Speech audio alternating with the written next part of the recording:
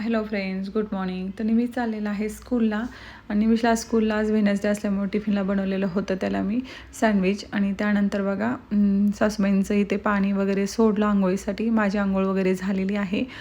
सासूबाईंचं कसं होतं माहिती आहे का, त्यांना गरम आणि थंड पाणी लवकर समजून येत नाही आणि त्या तिकडे सोलापूरला ना थंड पाण्यानेच आंघोळ करतात. पण पुण्यात कसं थंडावा खूप आहे ना, आता थंडी पण खूप सुटली आहे.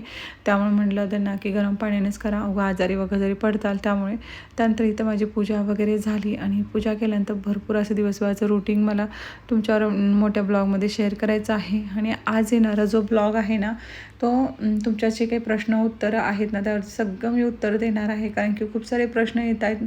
ताई तुम्ही आमच्या प्रश्नांचं उत्तरं द्या, आम्हाला तुमचं घराची भरपूर माहिती हवी आहे. तर आजच्या ब्लॉगमध्ये येणार आहे. त्यामुळे तुम्ही नक्की कोणी बघितलं नसेल ना, तर नक्की आपल्या चॅनलला सबस्क्राईब करा. छान छान असे ब्लॉग भेटतील आणि भरपूर तुम्ही क्वेश्चन्स केलेत ना, त्याचे आन्सर पण मी देणार आहे आजच्या ह्या ब्लॉगमध्ये. त्यामुळे संध्याकाळपर्यंत आजचा हा ब्लॉग येणार आहे. आणि त्यानंतर बघा चालू आहे माझं किचनमधलं आवरावर करणं वगैरे, डिशवॉशरची भांडी वगैरे पण मला आता जे रात्री लावलेलं होते ना, ते पण मला लावून घ्यायचे आहेत. पण कधी कधी ना माझ्याकडनं राहतं, मग मी संध्याकाळी पण लावते. त्यानंतर दूध आलेलं होतं. सासूबाईंचं काम असतं, उठलं की त्या झाडू मारतात. त्यांना मी खूप म्हणते झाडू वगैरे मारू नका, पण त्यांची हालचाल होते त्यासाठी ते झाडू वगैरे मारतात. किचन आणि हॉलच फक्त.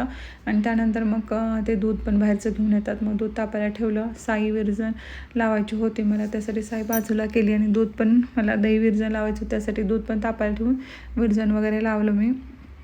दिवसभराचं असं रुटीन असणार आहे, खूप छान असणार. त्यामुळे नवीन सबस्क्राईब करा आणि आजचा ब्लॉग बघायला विसरू नका. आणि जास्तीत जास्त हा व्हिडिओ शेअर करा, म्हणजे आपल्या चॅनलला कामी पडेल ह्यासाठी.